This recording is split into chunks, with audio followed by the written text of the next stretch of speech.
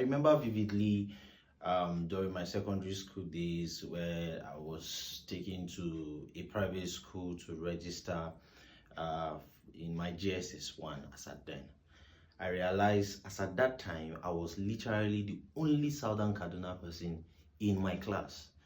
Um, Now, after my school, everything started making more sense to me. I started reflecting about all of this, and it didn't make much sense to me. The truth is, in a settlement where I grew up, as at that time, we had more of Southern Kaduna people. But I could tell you for a fact that about 70% of my classmates at that time were Yorubas. I grew up in Kabbalah West, right? And then we had other mixed tribes like Igbos, Delta, Edo, and all of that. But I can tell you that about 70% were Yorubas as at that time. Even though now the population has, Southern Kaduna, the population has dropped drastically in Kabbalah West. But as at that time, we had more of Southern Kaduna people settling in Kabbalah West, right? So at that time, we had more of our Southern Kaduna people were focused on sending their children to government schools, right? And you agree with me that government schools are no longer like the government schools of before, right? At primary level and secondary school level, right?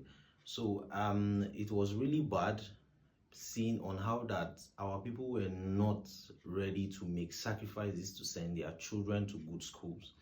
I was one of the few persons at that time that I knew that my parents made sacrifices to send me to good schools, right, at that time.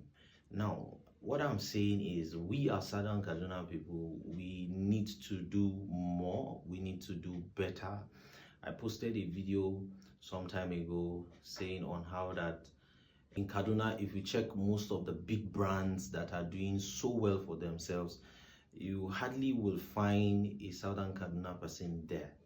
Now you will find a Yoruba, Igbo, mixed tribes, Edo, and all of that, but you rarely find the indigenes there. Now I find that, or I see that as an error.